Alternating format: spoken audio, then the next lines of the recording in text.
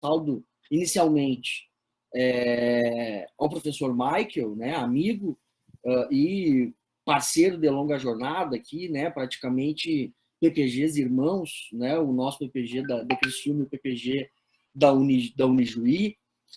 Então, essa parceria já vem se encaminhando há algum tempo e agora, vamos dizer assim, dá passos importantes, né? Não só com esse Procad, com o curso de especialização, né, Michael?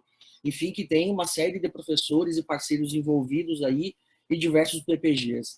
Então, fica aqui a minha saudação ao Michael como coordenador e mentor desse projeto, e aí que possamos fazer uma boa interlocução. Cumprimentar também o professor Marcos Alain, e em nome dele também ao PPG da Universidade Federal do Pará e a toda a Universidade Federal do Pará e aos amigos que aí estão. Cumprimentar a professora Cristina Zakzeski, queria dizer que foi muito bom ouvi-los, dizer que eu fiquei mais tranquilo no sentido de que eu não sou o maluco que vai falar sozinho e fazer uma crítica mais estrutural à questão, né, do uso da inteligência, do uso da tecnologia no sistema penal. Então, fiquei bastante mais tranquilo em ouvir o professor Marcos Alain e a professora Zakzeski, e queria aproveitar, então, cumprimentar a professora Cristina e estender os cumprimentos aos amigos, grandes amigos de Brasília, né, a professora Vargas, a professora Camila Prando, a professora Carolina Costa, o professor Evandro Pisa, né, enfim, há tantos parceiros aí que compartilham conosco o campo da criminologia, das ciências sociais, voltada para a questão criminal, segurança pública e etc.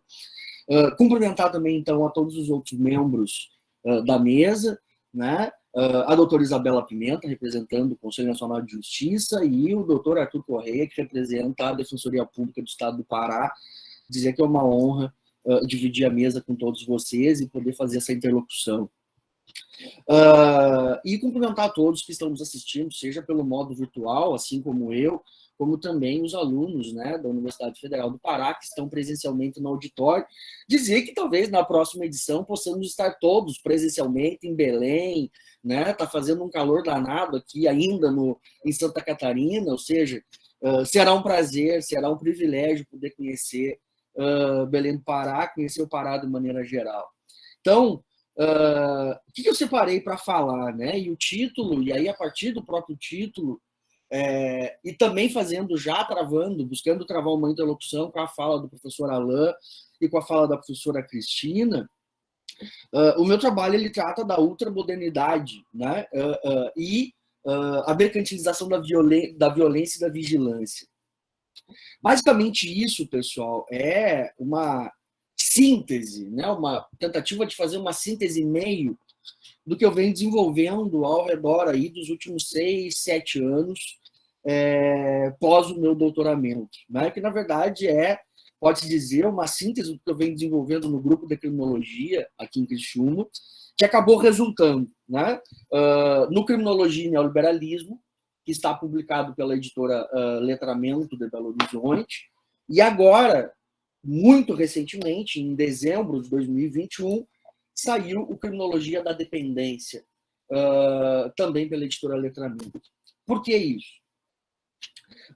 Primeiro, me parece que a discussão aqui, e o final da fala da professora Zakzeski me chama muito isso, me parece que a preocupação da tecnologia, da inserção, da eficientização do controle, né? E a tentativa de transformar essa modernização e essa eficientização em redução de danos, me parece ainda uma face, talvez uma face um pouco mais requintada, mas ainda uma face da velha busca pela boa prisão ou pelo bom controle penal, né? E ao final da fala da professora Zakzeski, eu fiquei muito tranquilo, porque não sou só eu que vou dizer isso, o professor Alain já falou, a professora Cristina já falou, não existe a boa prisão, não existe esse bom controle. A professora Vera Regina Pereira de Andrade já fala isso há muito tempo, né? A ilusão do controle, a ilusão, né, de que nós temos capacidade de controlar esse monstro chamado controle penal, quando na verdade é uma besta absolutamente incontrolável. Né? E não é a tecnologia que não controlou, não controla, assim como também não foi o sistema jurídico becariano lá do século XVIII que queria controlar e também não conseguiu. Né? Mas, enfim, a minha fala ela entra nesse contexto. Né? E contextualizando ela, então eu acho que a preocupação e o vértice hoje da nossa questão é, primeiro, os dois, para mim, pelo menos, na minha humilde interpretação, os dois elementos centrais do vértice da discussão é o elemento violência e o elemento encarceramento. Né? Eu acho que são os dois temas absolutamente fundamentais do que diz respeito à segurança pública enquanto um conceito um pouco mais amplo. Né? Primeiro, eu não digo violência urbana, eu não digo violência chamada criminalidade, eu digo violência institucional. Eu digo violência da polícia, eu digo violência das instituições, eu digo violência dos agentes. Né? E do fenômeno carcerário, o professor Marcos Allan já falou bastante, a questão do superencarceramento, do inflacionamento carcerário. E o que eu vou trazer e agregar à fala da professora Zakzeski e à fala do professor Marcos Allan? Eu parto, me parece, que de um marco teórico um pouco diferente, talvez até um pouco diferente dentro do próprio Procad, porque eu trabalho desde uma perspectiva materialista, né? Ou seja, então eu venho tentando trabalhar ao longo dos últimos 5 anos numa perspectiva de resgate da crítica da economia política, né? Ou seja, durante muito tempo, e o professor Marcos Allan também tocou nesse ponto, que é, durante muito tempo, se tinha uma explicação ou uma justificativa para a pena. Né? E essa justificativa para a pena era eminentemente o que ela representava enquanto sustentabilidade econômica. Ou seja, a finalidade ou a função ou explicação a que se atribuía a pena era a explicação crítica atribuída pela crítica da economia política tradicional, né? Que é a finalidade do trabalho. Né? Fazer a prisão produzir ou fazer, talvez, a prisão, pelo menos, produzir homens voltados para o trabalho. Né? Então, durante até muito pouco tempo, isso foi uma explicação muito convincente e uma explicação que, até certo ponto, dava conta daquele estágio de complexidade do fenômeno criminal e do fenômeno carcerário, de maneira geral ocidental, né, mas especialmente pegando a nossa realidade. Bom, entretanto, e aí, durante um bom tempo, período mais recente, a partir dos anos 70, 80, 90, em grande medida a economia política ela foi abandonada, ela foi deixada de lado, e aí tem uma série, ou a gente pode conjecturar uma série de explicações. O fato é que durante todo esse período coincide com o período em que se começa a falar de o abandono do ideário da reabilitação. E aí, inclusive, acaba ganhando, pode-se dizer, uma hegemonia analítica, né? Outras vertentes ou outras perspectivas de análise acerca do fenômeno carcerário. Bom, o que eu quero chamar a atenção aqui é que, né, sobretudo a partir do final dos anos 90, quando a América Latina, quando o Brasil, de maneira mais geral, adere ao ideário do chamado neoliberalismo, né, e a gente só passou a começar a entender o neoliberalismo nos anos muito recentes. Se fala de neoliberalismo desde os anos 80, entretanto, a gente só vai passar a entender de maneira mais concreta o neoliberalismo agora, olhe lá, de 10 anos para cá, né, de maneira mais qualificada, de maneira mais requintada. Né? Me parece que a partir do momento em que se consolida uma leitura mais sólida, né, acerca do que é o neoliberalismo, do que ele significa e de a sua dimensão, que não era meramente uma dimensão econômica, como se dizia lá na década de 80 e como se dizia no início dos anos 90, inclusive em muitos momentos confundindo com globalização, né? Quando, na verdade, hoje já se tem todo um arcabouço teórico, analítico e bibliográfico dando conta de que o neoliberalismo é uma nova etapa da racionalidade neoliberal. Ou seja, um novo estágio do modo de produção capitalista. Né?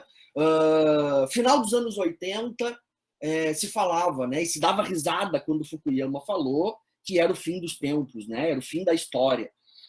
E se dava risada porque aquilo efetivamente, num dado momento, parecia, né, Uma coisa, até uma brincadeira de mau gosto, né?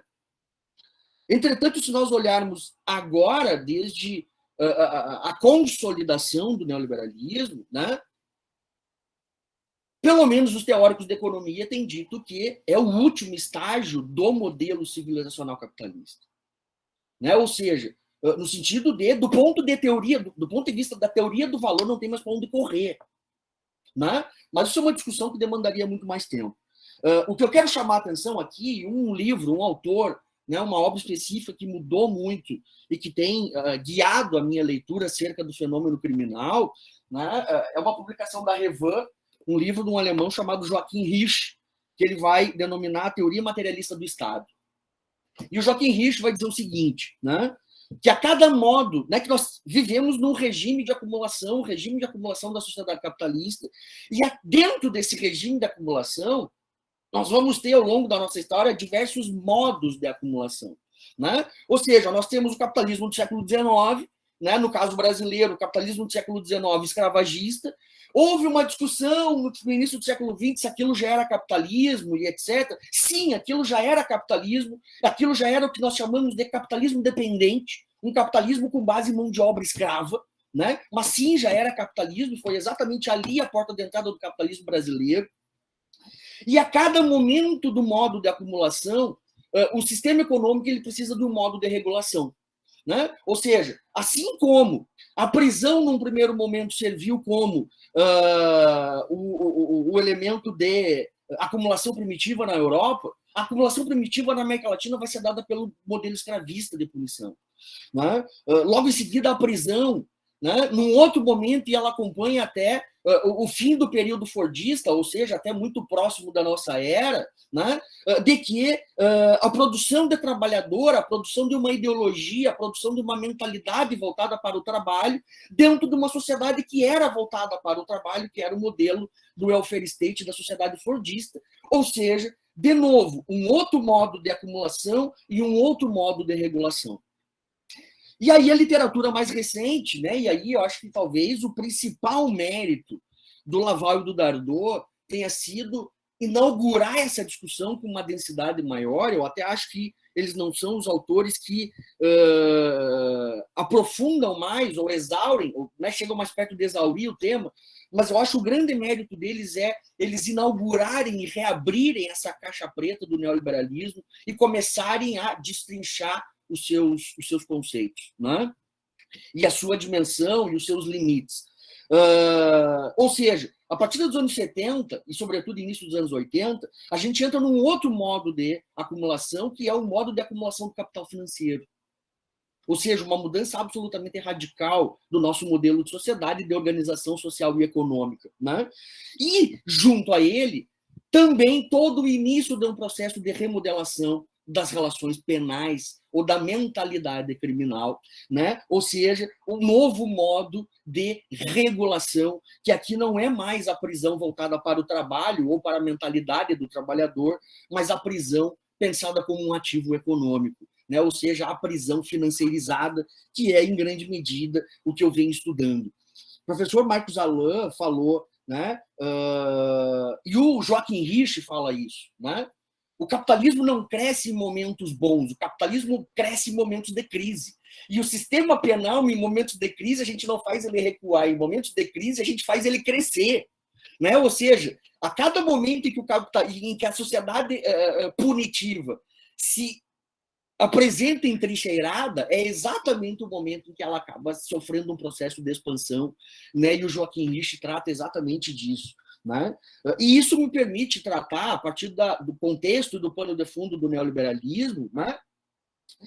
Ou seja, pensando que eu acho que é absolutamente fundamental a gente contextualizar o pano de fundo do neoliberalismo, né? Ou seja, o Michael estuda isso, né? Acredito que a professora Cristina também, em algum momento, já se deparou com isso, até para estudar tecnologia, né? Ou seja, é um novo modo de acumulação, né? E esse modo de acumulação, enquanto modo de sociedade, enquanto estrutura, uma nova estrutura social, né?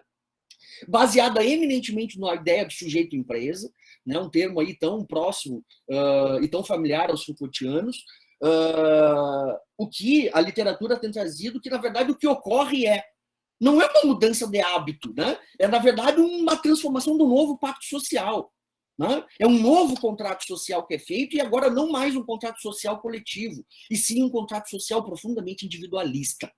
E esse conceito é um conceito absolutamente importante e fundamental. Né?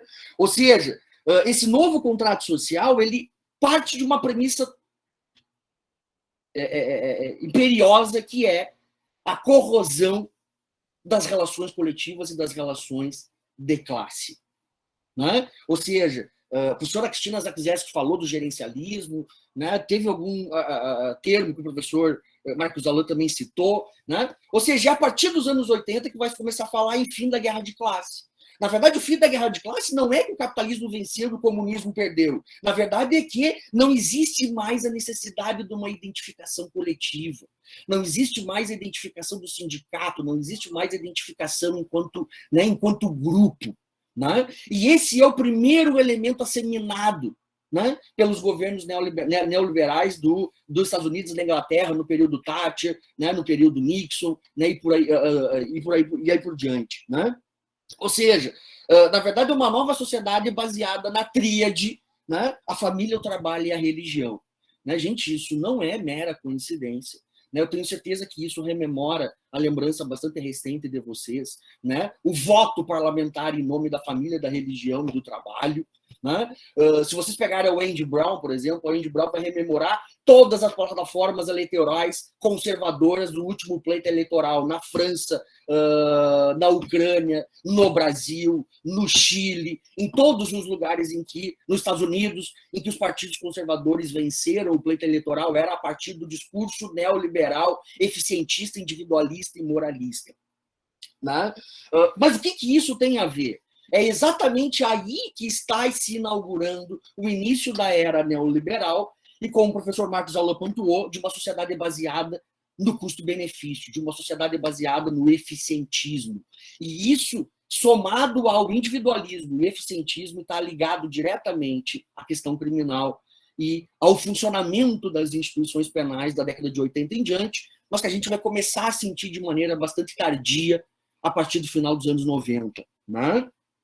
Ou seja, a partir disso que eu passo a falar, então, de uma criminologia atuarial, ou de uma política criminal atuarial. Ou seja, a política criminal atuarial que a professora Zakrzewski falava, né, da inteligência artificial, da monitoração eletrônica, na verdade é a política criminal do neoliberalismo. Né? Ou seja, a política criminal do neoliberalismo é fazer vocês acreditarem que vocês vivem numa sociedade de risco. E quem acredita que vive numa sociedade de risco, acredita que é dependente somente de si mesmo. Ou seja, você vive voltado para o próprio umbigo. E a pandemia agora foi um ótimo de uma pedagogia, no sentido de ninguém mais conseguia viver sozinho, ilhado, fragmentado e individualizado na frente do próprio notebook. Né? Ou seja, a política criminal neoliberal ela vai ser marcada eminentemente por dois vértices, né? Que é um deles o populista punitivo, né? Ou um realista de direita. Ou seja, vamos levar o crime a sério, né? Para pegar o título de uma obra da época, né? Ou seja, aquela política de guerra, aquela política de sangue, aquela política do extermínio, aquela política que vai para a televisão. Mas essa política neoconservadora e neoliberal, ela não é só essa. Ela também tem o lado estrategista, e esse lado estrategista é um lado profundamente econômico, e ele é profundamente requintado na sua justificação, na sua explicação. Ele é, inclusive, pode-se dizer, em parte convincente, né? Que é quando o professor Marcos Allan falou, né, do resgate da vítima, né, e etc. Né? Isso vai começar a surgir eminentemente a partir de a teoria da escolha racional, ou seja, o sucesso é inteiramente seu e o fracasso é inteiramente seu. O individualismo do neoliberalismo, da mentalidade neoliberal. Ah, ok. Gente, é isso que recai hoje sobre o traficante do varejo. É exatamente essa individualidade de que a responsabilidade é individual, né? Unidimensional, o cara que é preso por furto. E que são simplesmente os dois exemplos que enchem as nossas instituições penitenciárias. Ou seja, é exatamente o argumento individualista de que a responsabilidade é pura e exclusivamente daquele sujeito, daquele indivíduo, e que nós, prendendo ele, nós estaremos fazendo alguma coisa pela segurança pública. Né? Assim como também a teoria da prevenção situacional, que nada mais é do que o outro lado da moeda, que simplesmente atribui à vítima uma parcela de responsabilidade pela própria segurança. Gente, isso simplesmente joga para o lado do autor a responsabilidade pelo fato, quando também ele compartilha com a vítima a responsabilidade pela segurança própria. Isso simplesmente nada mais é do que a abertura das portas do mercado da segurança pública, o mercado da mercantilização da segurança e da vigilância. Né? E aí, então, avançando bastante, até para não ultrapassar o tempo, mas eu não quero deixar de falar da pesquisa que eu fiz aqui em Santa Catarina, que é sobre o trabalho prisional, né, ou sobre a terceirização do trabalho prisional, a mercantilização do trabalho prisional em Santa Catarina, né, que na verdade foi meio que tomado como uma vanguarda, eu diria uma vanguarda conservadora para o sistema penitenciário brasileiro, né, que é, na verdade, um verdadeiro processo de tornar a prisão rentável. Ah, lá vem a velha história da privatização. Não, não é lá vem a velha história da privatização, e não é como o Laurindo Minhoto falava no início dos anos 90. A privatização vai ocorrer, já está ocorrendo, e em grande parte já ocorreu. Só que ela não ocorreu da forma como prevista, ela ocorreu de uma maneira muito mais astuciosa e requintada, que foi de maneira fatiada.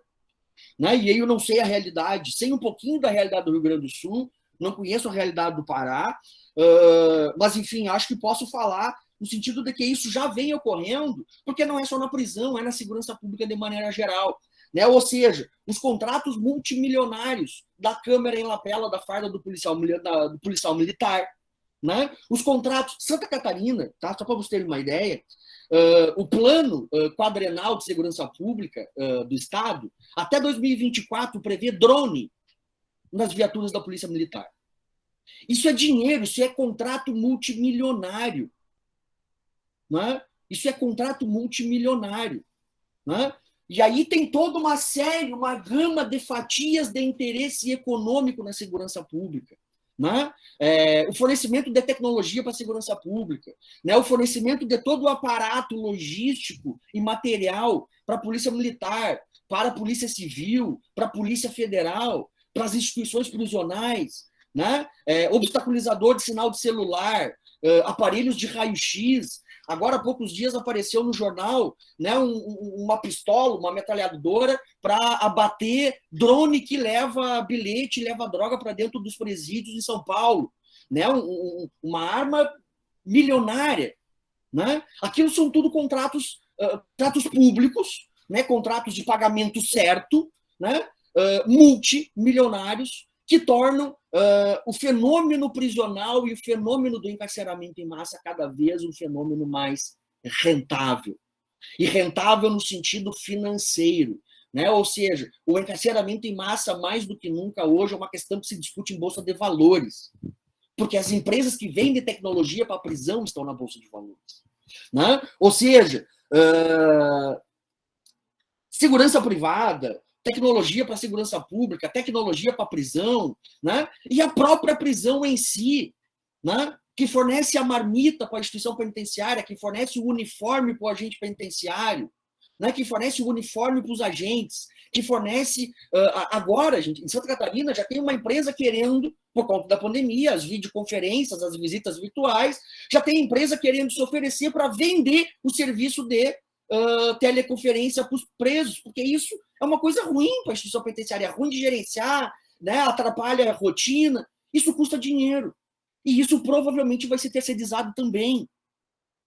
Né? Ou seja, então, não é do interesse econômico que o encarceramento em massa diminua. Não é do interesse econômico que nós diminuamos a força penal e punitiva das nossas instituições.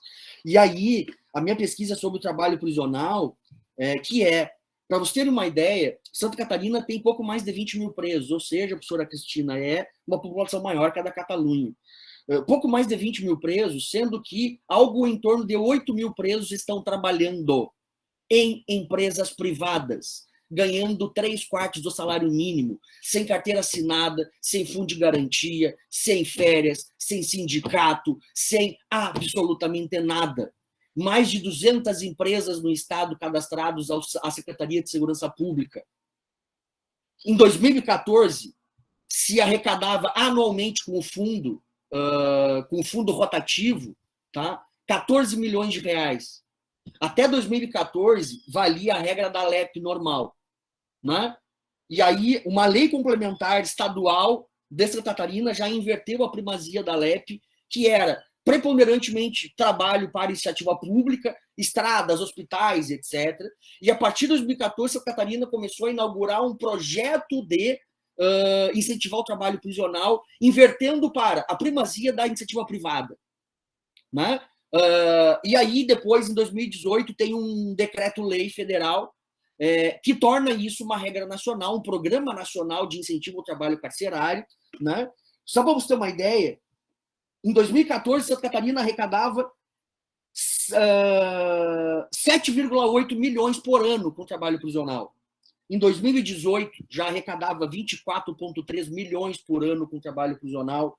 Em 2019, 28 milhões. E a perspectiva era, 2019, arrecadar 32 milhões de reais ano com o trabalho prisional. Eu não sou economista, eu não sou estatístico, mas isso não é uma média nem pequena empresa. Ou seja, e aí fica a pergunta, e a minha pergunta é a mesma do professor Alain, mas, na verdade, eu ouso mais em dizer que não, nós não temos interesse em barrar o encarceramento em massa, porque a prisão se tornou uma empresa. Obrigado.